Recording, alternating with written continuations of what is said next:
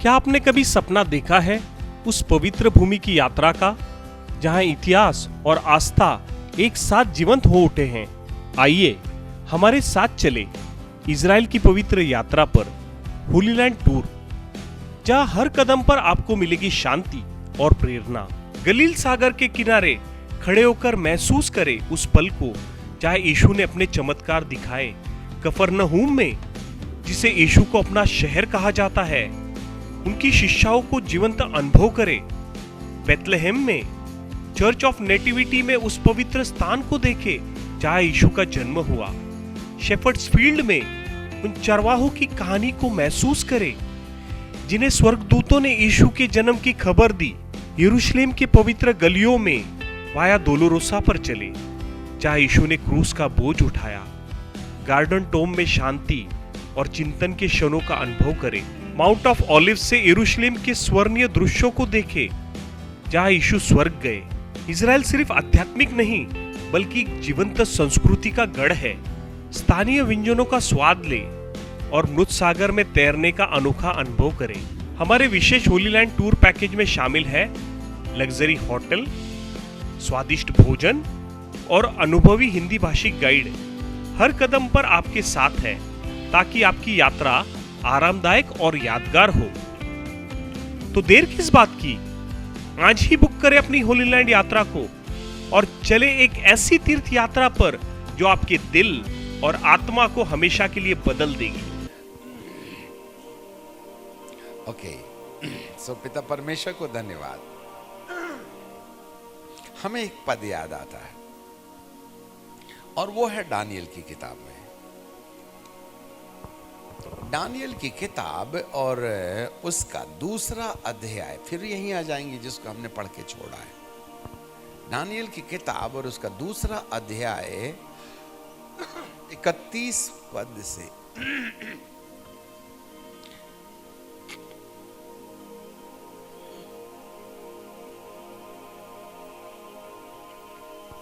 हे राजा, जब तूने देखा तब एक बड़ी मूर्ति दिखाई पड़ी और वह मूर्ति जो तेरे सामने खड़ी थी सो लंबी चौड़ी थी और उसकी चमक अनुपम थी और उसका रूप भयानक था। अरे, रूप भयानक था, इसको बाद में समझेंगे। उस मूर्ति का सिर तो चोखे सोने का सा था और उसकी छाती और भुजाएं चांदी की थी और उसका पेट और जांग पीतल के और उसकी टांगें लोहे की और पांव का कुछ तो लोहे के और कुछ मिट्टी का था। और फिर देखते देखते तूने क्या देखा कि एक पत्थर ने बिना किसी के खोदे आप ही उखड़कर मूर्ति के पांव पर लगकर जो लोहे और मिट्टी के थे उसको चूर चूर कर डाला। तब लोहा, मिट्टी, पीतल, चांदी, सोना भी सब चूर चूर हो गया और धूप काल के खलिहान की भूसी की नाई वह हवा में ऐसे उड़ गया कि उसका कहीं पता न था। और वह पत्थर की जो मूर्ति पर लगा वह एक बड़ा पहाड़ बनकर पृथ्वी पर फैल गया। वाह, ऐसा लगता है ये बात बहुत आसान है, परंतु उसको यदि एक्सप्लेन किया जाए तो बड़ा रहस्य है।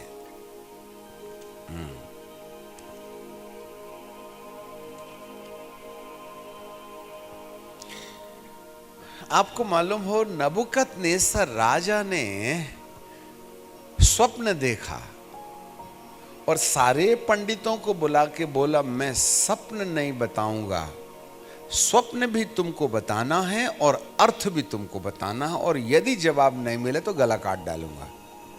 अरे तो सारे पंडित लोग बेचारे हो गए परेशान कि यदि राजा तू स्वप्न बताएगा तो हम अर्थ बताएंगे। अब किसी ने सपना देखा, हम कहां से जाने? यही तो परीक्षा थी। परंतु दानियल ने कहा मुझे मौका दे दो, मैं प्रार्थना करूंगा। दानियल ने अर्थ नहीं बताया, वरन स्वप्न बताना शुरू किया। यही तो एक बात है।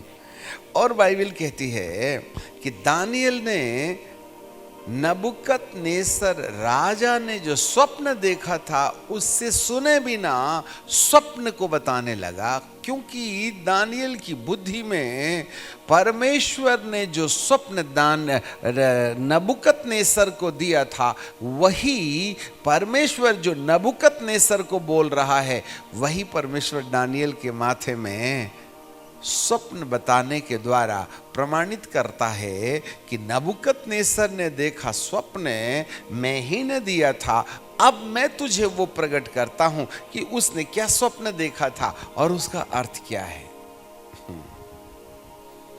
तब उसने एक मूर्ति देखी, और मूर्ति जो थी वो सोने की थी। उड़ता उड़ता बोलेंगे, वैसे तो कई महीने लग जाएंगे इसको समझने के लिए। यहां पर विश्वव्यापी साम्राज्य की कहानी है, द वर्ल्ड एम्पायर। नबुकदनेस्सर राजा को परमेश्वर ने विश्वव्यापी शासन दिया। कहते हैं नबुकदनेस्सर राजा के राज्य में सूरज डूबता नहीं था, इतना फैला था वर्ल्ड एम्पायर। दानियल के हिसाब से ये पहला विश्वव्यापी शासक है नबुकदनेस्सर। उसके बाद फिर दूसरा शासक हुआ सीना चांदी का, मादी और फारसी, जिन्होंने संपूर्ण धरती पर राज्य किया। तीसरा राज्य यूनान का, ग्रीस, जो तीसरा साम्राज्य था जिन्होंने धरती भर में साम्राज्य स्थापित किया, थर्ड वर्ल्ड एम्पायर। और चौथा साम्राज्य था रोमन साम्राज्य, लोहे की टांगे जो बड़े सख्त हुआ करते थे, जिन्होंने संपूर्ण धरती को अपने कब्जे में कर लिया। और रोमन साम्राज्य के बाद में अब ये पांचवा साम्राज्य है। हम गलत बोल रहे हैं, अभी और जोड़ेंगे। ये पांचवा साम्राज्य है पैर, पंजे, जिसमें आधे मिट्टी के हैं और आधे लोहे के हैं। एक्चुअली यदि हम वर्ल्ड हिस्ट्री में चले जाएं तो नबुकदनेस्सर राजा ने 5 विश्वव्यापी सरकार और 5 विश्वव्यापी शासक और शासन के बारे में जो दर्शन देखा, इससे पहले भी 2 ऐसे शासक थे जिन्होंने सारी दुनिया पर अपना अधिकार जमा के रखा था। उसको खोल के दिखाने के लिए फुर्सत नहीं। इससे पता चलता है कि नबुकदनेस्सर के विश्वव्यापी साम्राज्य के पहले 2 और शासक रहे हैं जिन्होंने संपूर्ण धरती पर अपना राज्य स्थापित किया। यदि नबुकदनेस्सर के पहले 2 साम्राज्य जो धरती के अंदर में संपूर्ण रीति से राज्य करते रहे, उनको यदि जोड़ दिया जाए तो नबुकदनेस्सर तीसरा वर्ल्ड एम्पायर है, तीसरा विश्वव्यापी शासक है।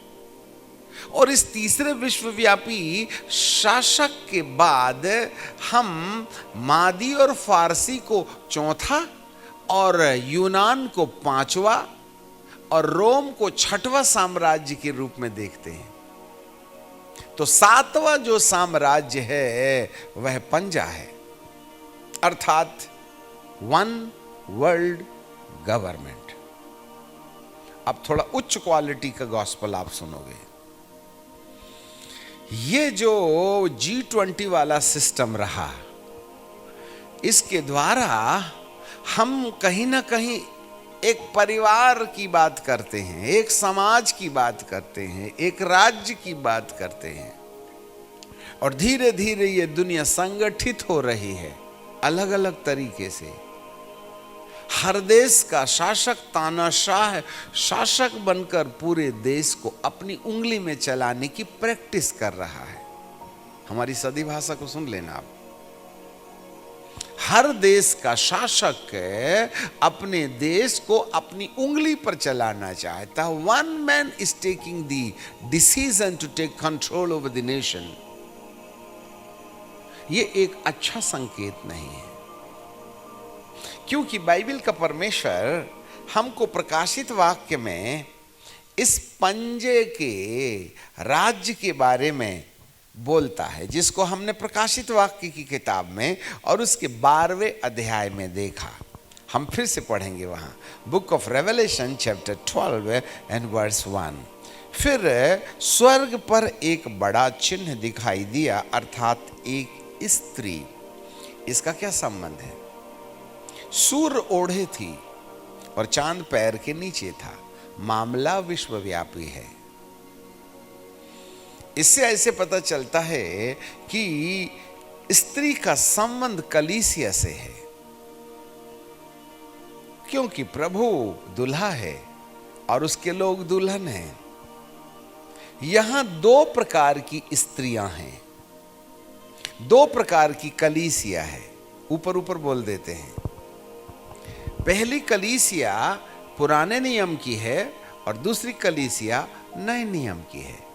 पुराने नियम की जो कलीसिया है वह 12 गोत्र के लोग हैं, और 12 गोत्र के जो लोग हैं उनको शारीरिक रीति से खतना किए जाने के द्वारा परमेश्वर ने अपनी प्रजा घोषित किया।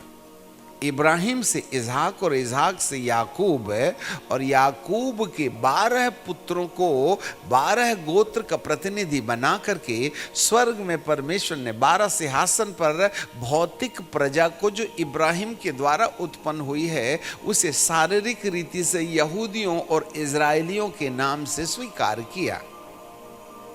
इसीलिए 1947 के बाद संपूर्ण धरती के अंदर जितने भी यहूदी लोग थे उनको घर वापसी करके इजराइल देश का गठन कर दिया। 2025 में 70 साल पूरे हुए। ये भी एक अच्छा संकेत नहीं है। अच्छा संकेत नहीं है ऐसा नहीं बोल सकते, मतलब एक अच्छा संकेत है दुनिया के अंत का। और जब इजराइल और हमास की लड़ाई हुई तो 250 लोगों को हमास ने इजराइल से अगवा करके ले गया। तो 250 के चक्कर में 2.5 लाख लोगों को मौत के घाट उतार दिया। कौन उससे मुर्गी छीन लेवे? वह तो बैल काट डाले। ऐसे समय में इजराइल के साथ बांधी गई प्रतिज्ञा कि मेरे इब्राहिम की संतान को जो छुएगा वो मेरी आंखों को छुएगा, जो इब्राहिम को श्रापेगा उसको मैं श्राप दूंगा, और जो इब्राहिम को और उसके वंश को आशीष देगा उसको मैं आशीष दूंगा। वाह! तो फिर आग क्यों लग गई? इजराइल का झंडा कौवे ने क्यों फाड़ दिया? अब पुतिन महोदय निवेदन करते हैं, इजराइल के प्रेसिडेंट कहते हैं संपूर्ण देश के सामने हमारी मदद करो, मदद करो, मदद करो। जो उंगली उठाए उसकी उंगली काट डाले, वो हाथ फैलाने का काम कर रहा है। इसका मतलब जरूर कोई ना कोई खतरा धरती पर मंडरा रहा है। अब भविष्यवाणी का दौर शुरू होता है। यहां से संपूर्ण धरती की राजनीति या संपूर्ण धरती में होने वाली सारी उथल पुथल यरूशलेम से शुरू होती है। यदि उसकी प्रजा के ऊपर गाज गिरना शुरू हो गई, जिसको परमेश्वर ने कहा था वह मेरी आंख की पुतली है, और यदि परमेश्वर उनको हाथ बढ़ा करके बचाने में देरी कर रहा है तो धरती के ऊपर मुसीबत की आन को रोका नहीं जा सकता है। अब अपने को सावधान होना पड़ेगा। इससे ऐसे पता चलता है कि जरूर कहीं ना कहीं उसकी प्रजा, पवित्र प्रजा को वह किसी भी रीति से किसी गैर के द्वारा छेड़ना पसंद नहीं करता है। और यदि कोई छेड़ रहा है तो एक अच्छा संकेत नहीं है। एक व्यक्ति के लिए वह दूसरे देश में घुस करके चंद मिनटों और घंटों के अंदर में अपने लोगों को निकाल सकता है। यह है उसका पावर। परंतु आज हम उसकी पवित्र प्रजा को झुकता हुआ देख रहे हैं, हारता हुआ देख रहे हैं, मुसीबत में देख रहे हैं। जी हाँ, इससे ऐसे पता चलता है कि ये जो प्रजा है जिसको परमेश्वर ने पुराने नियम में खतना की विधि के द्वारा अपनी प्रजा घोषित किया, और ये थे संपूर्ण धरती पर रहने वाले वे यहूदी और इजराइली जिनको प्रभु अपनी प्रजा कहता है। और यीशु को परमेश्वर ने अपनी प्रजा के पास भेजा उद्धारकर्ता बना करके, परंतु उन्होंने ठुकरा दिया। वह अपनों के घर में गया परंतु अपनों ने उसको ठुकरा दिया। यीशु ने अपने चेलों को बोला था, मेरे लोगों को छोड़ किसी और के पास सुसमाचार सुनाने के लिए नहीं जाना। परंतु एक दिन पतरस ने दर्शन देखा, एक चादर ऊपर से चली आती है, उसमें चौपाए जानवर हैं, और वह नीचे आती है। तब पवित्र आत्मा कहता है, इसको मार और खा। पतरस कहता, प्रभु मैंने कोई अशुद्ध वस्तु अब तक नहीं खाई। प्रभु जी कहते हैं, जिसको मैंने पवित्र बनाया है उसको कोई अपवित्र न जाने। देख, अब मैं तेरी सेवा को अपने लोगों से हट करके अन्य जातियों के बीच में देता हूँ। और देख, चमड़े के धंधे के घर में काम करने वाला एक व्यक्ति, जाओ उससे मिल ले और उसको सुसमाचार सुना दे। और यहाँ से प्रभु यीशु के चेले अन्य जातियों के बीच में सुसमाचार सुनाने लगे। प्रभु यीशु मसीह के पास एक स्त्री आई और कहने लगी, मेरे बेटी को चंगाई दे दे। तो यीशु मसीह ने बोला, बेटों की रोटी कुत्तों को नहीं देते। इस स्त्री ने कहा, अरे बेटे जब रोटी खाते खाते थक जाते हैं ना, तो बची हुई रोटी को कुत्ते भी खा करके चूर चार से अपना पेट भर लेते हैं। तब प्रभु ने कहा, इतना बड़ा विश्वास मैंने इजराइल में नहीं देखा। जब तेरे विश्वास के अनुसार तो चंगी हो जाए। बेटों ने रोटी नहीं खाई, हम चूर चार से उद्धार पाए। घमंड मत करना, ये मेरे मालिक की दया है, नहीं तो हम कहीं से भी उसकी प्रजा होने लायक नहीं थे। वो तो उन्होंने ठुकरा दिया बोल के अपना तो अपना चक्कर है, हमारा और तुम्हारा उद्धार हो गया, और नहीं तो हमारा तो कोई काम ही नहीं था। मेरे प्रियो, हम चूर चार के चक्कर में उद्धार पाए। अब यहां से दूसरी कलीसिया का निर्माण होता है, और यह है प्रेरिताई कलीसिया। ये भी विश्व भर में फैल गई। यीशु ने सुसमाचार पहले अपने लोगों को सुनाया, और जब उन्होंने रिजेक्ट करना शुरू कर दिया तो सारा संदेश अन्य जातियों के बीच में चला गया, और प्रेरितों के द्वारा अन्य जातियों के बीच में एक नई कलीसिया स्थापित हो गई। अब कई लोग पुराने जन्मजात ईसाई हैं, वो अपने आप को ईसाई सोचते हैं, और अभी जो नए वाले कैंडिडेट आ रहे हैं उनको अन्य जाति बोलते हैं। तो तुम क्या स्वजाति हो? तुम भी तो शर्मा और पंडित हो ना। एक दिन तुम भी तो अन्य जाति थे, अब पुराने हो गए तो गुड़ी मार के बैठे हो हैं? नहीं, हम तो बहुत साल से। अरे बहुत साल से हैं तो क्या हो गया, बीड़ी तो नहीं छूटी अभी भी तुम्हारी? नहीं समझे बात। ये नए और पुराने का झंझट खत्म करो आप। पता चला अगले पिछले हो गए, पिछले अगले हो गए, है ना। सारी मुख्य कलीसियाओं ने तो पवित्र आत्मा और पुनरुत्थान और पश्चाताप के लिए दरवाजा बंद करके बैठे। पश्चाताप तो नए लोगों के लिए। चलो छोड़ो, उस पर जाइए तो झंझट हो जाइए। यहां पर दूसरे नंबर वाली कलीसिया वो है जिसको प्रेरितों के द्वारा स्थापित किया गया, अर्थात हम जो गैर यहूदी लोग हैं, अन्य जाति मतलब गैर यहूदी लोग जो इब्राहिम के वंश में पैदा नहीं हुए, उनको गैर यहूदी कहते हैं, अर्थात अन्य जाति। यही अन्य जाति हैं जिनको प्रभु ने अपने पास बुला लिया। चूर चार के चक्कर में कुत्ते भी जो बेटों की रोटी बच जाती है उसको खा के ना अपना पेट भर करके जीवन चलाते हैं, वैसे ही हम तमाम गैर यहूदियों को प्रभु ने उद्धार दे दिया, और ये संपूर्ण विश्व में फैल गए। इसलिए यहां पर एक स्त्री है जिसके सिर में 12 तारों का मुकुट है। बहुत डीप अंडरस्टैंडिंग है, अच्छे से सुनिए जरा।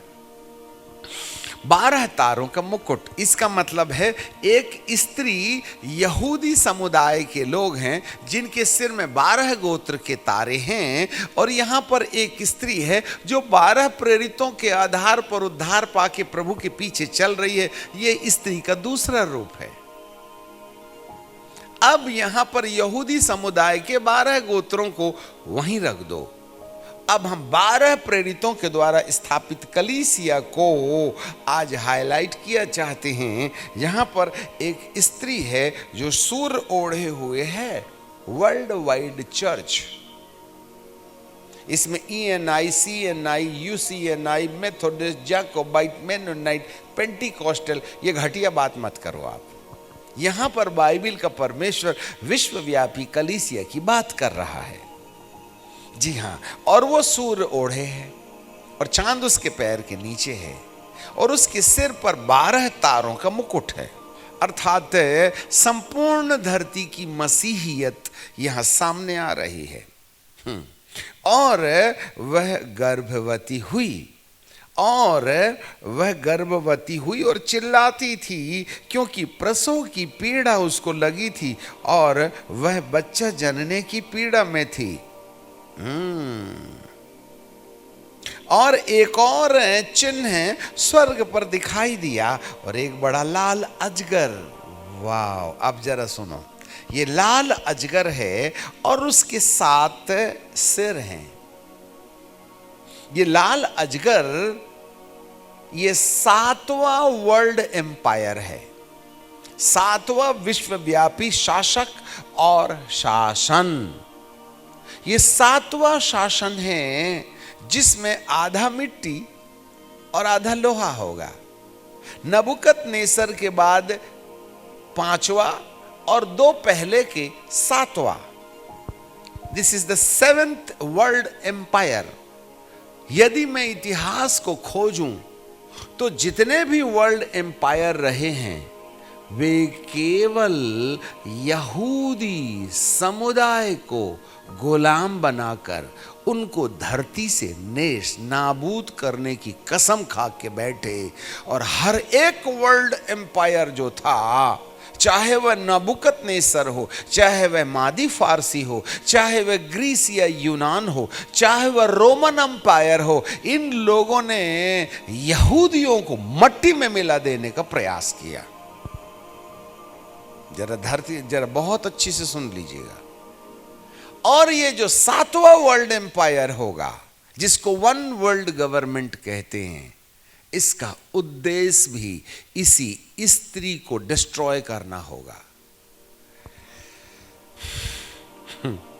हम बहुत सदी बात में बात कर रहे हैं आपसे, बहुत अध्ययन करने के बाद यहां पर जो प्रकाश प्रभु दे रहा है, ये घटना जो यहां घटने वाली है वो 2 बार होगी। एक तो यहूदियों के साथ होगी और दूसरा नए नियम की कलीसिया के साथ होगी। नए नियम की कलीसिया के साथ होने वाली घटना पहले होगी, जो यीशु मसीह के दोबारा आगमन के पहले संपन्न की जाएगी। यीशु का दोबारा आगमन होगा, कलीसिया उठाई जाएगी, अन्य जाति वाली, यहूदियों वाली नहीं, क्योंकि वे तो यीशुआ मसीहा को मानते ही नहीं हैं। और इसी कारण से परमेश्वर उनको अकेला छोड़ देगा और आने वाले दिनों में इज़राइल का भारी नुकसान होगा और उसकी शक्ति टूटते टूटते नष्ट हो जाएगी। तब परमेश्वर उनके लिए एलिया और मूसा को भेजेगा और कहेगा, मूर्खों, तुम्हारे पूर्वजों ने ये कहा था इसकी सजा हम पर और हमारी संतानों पर पड़े, इसलिए तुम्हारी संतानें आज तक उद्धार नहीं पाई हैं। बच लो, यहोवा की आराधना करने वालों, यीशुआ मसीहा को भी पहचानो, उसको छोड़ दीजिएगा। तो कहने का मतलब यह हो गया कि यह घटना 7 साल के महाक्लेश काल में होगी, जब कलीसिया उठा ली जाएगी। तो 7 साल की वो महाक्लेश काल की बातें 2 बार होंगी। एक यीशु के आने के बाद जब कलीसिया इस धरती से उठा ली जाएगी, तब इस धरती के ऊपर जो लोग रेप्चरेशन के समय उठाए नहीं गए, उनमें यहूदियों की मात्रा सबसे ज्यादा होगी। हाँ, और परमेश्वर उनको इन 7 सालों के अंदर ये सूर्य ओढ़ी स्त्री चांद पैर के नीचे 12 तारों का मुकुट, 12 गोत्र और 12 प्रेरित, वो गर्भवती थी, उसके पेट में जच्चा था और उसके सामने एक लालचगर खड़ा हुआ है और वह 90 महीने का इंतजार कर रहा है कि जैसे ही इस स्त्री का बेटा जन्म लेगा मैं उसको निगल जाऊंगा। पिन पॉइंट उलझा हुआ है मामला, याद रखना, परंतु यदि आप ध्यान दोगे तो जरूर सुलझेगा। वो एक चिन्ह मैंने देखा और वह बड़ा लाल अजगर जिसके 7 सिर थे। आपको मालूम है ये 7 सिर का मतलब क्या है? 7 सिर का मतलब है धरती को 7 भागों में, 7 महाद्वीपों में विभाजित किया गया और वहां से एक एक राजा खड़ा हुआ और इन 7 महाद्वीपों में से आने वाले शासक को एक सिर के रूप में पहचाना गया।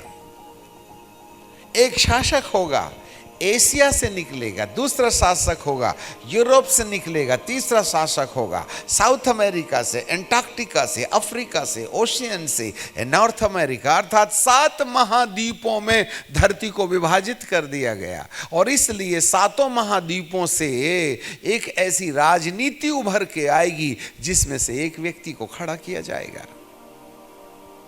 इसलिए आज धरती के जितने देश हैं सब अपने अपने तरीके से अपनी डिक्टेटरशिप कर रहे हैं, चाहे भारत हो, चाहे चाइना हो, चाहे रसिया हो, चाहे अमेरिका हो, चाहे और कोई भी देश हो, सब वर्ल्ड एम्पायर बनना चाहते हैं। आने वाले समय में संपूर्ण धरती को 7 भागों में, वैसे भी 7 कॉन्टिनेंट्स में हमने उनको बदल दिया है और 7 महाद्वीपों के एक 7 प्रतिनिधि खड़े होकर के 7 सिर बन जाएंगे और वे 10 लोगों का चुनाव करेंगे। ये 10 सींग हैं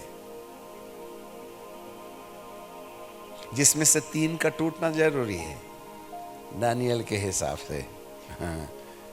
ओह माय गॉड, नबूकदनेस्सर राजा ने इजराइलियों को लूट करके ले आया, 70 साल का गुलाम बना दिया।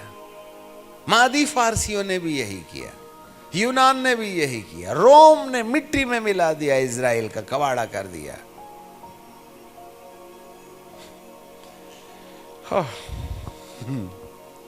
अब ये 7वां शासक उठेगा, वन वर्ल्ड गवर्नमेंट,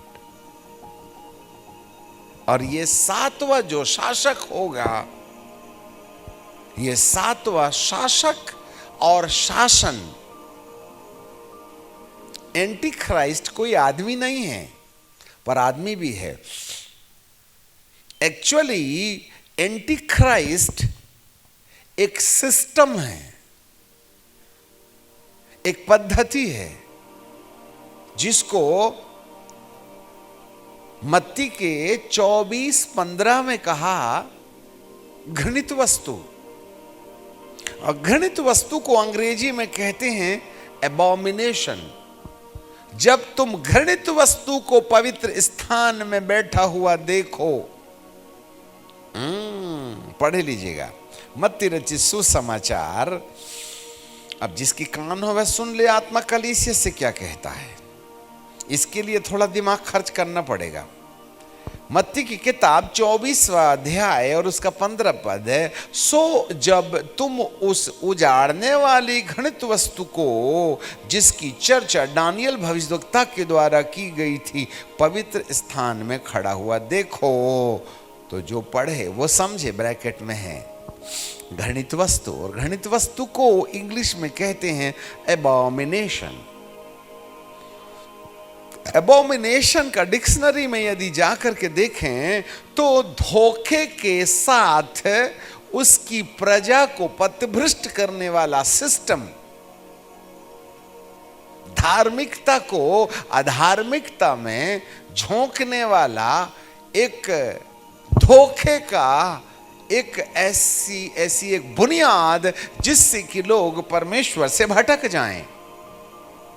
वो परमेश्वर के सिस्टम से हटकर शैतान के सिस्टम के अंदर प्रभावित होकर के वे घृणित वस्तु के संपर्क में चले जाएं। घृणित वस्तु बोलने से कोई सोना चांदी गंधा बंधा ऐसा कुछ नहीं है। इट्स अ सिस्टम, गवर्नमेंट है, पद्धति है, युक्तियां हैं। इसलिए प्रभु जी ने इफिसियों की किताब में लिखा था, दुष्ट की युक्तियों के सामने खड़े रह सको। जी हां, यह घृणित वस्तु है और यह घृणित वस्तु कई रूपों में काम करेगी। आज वो चर्च के अंदर घुस गई है, पवित्र लोगों के अंदर चली आई है, और जितने भी दुनिया भर के जो कल्ट आप देख रहे हो ना, यह घृणित वस्तु है जिससे हम पथभ्रष्ट हो रहे हैं। जी हां, एबोमिनेशन। और जितने फिरके आज धरती के अंदर में मसीह समुदाय के अंदर पाए जा रहे हैं, कहते हैं बुरी नजर वाले तेरा मुंह काला। लग गई है नजर ख्रिस्त विरोधी की मसीही लोगों के अंदर। माथे के ऊपर कोई बैठा है। नॉन बिब्लिकल स्टेटमेंट्स, ये सब अंत के संकेत हैं। कारण राजनीतिक क्षेत्रों में ये दुष्ट आत्माएं अलग तरीके से काम कर रही हैं, धार्मिक क्षेत्रों में अलग तरीके से, व्यापारिक क्षेत्रों में अलग तरीके से, शक्ति के ऊप में अलग तरीके से, फाइनेंस के ऊपर में अलग तरीके से। 4 जगहों में सत्ता इकट्ठी हो जाएगी, एक राजनीति हो जाएगी, एक धर्म हो जाएगा और एक बाजार हो जाएगा, और सारी शक्तियां एक व्यक्ति के हाथ में आएंगी। ऐसा वाला प्रयास ख्रिस्त विरोधी सिस्टम के अंतर्गत अपनाया जा रहा है। बहुत ऊंची बात है, याद रख लेना है। जिससे कि सत्ता एक व्यक्ति के हाथ में चली जाए। आपको मालूम इसका कारण क्या होगा? To destroy the Christianity.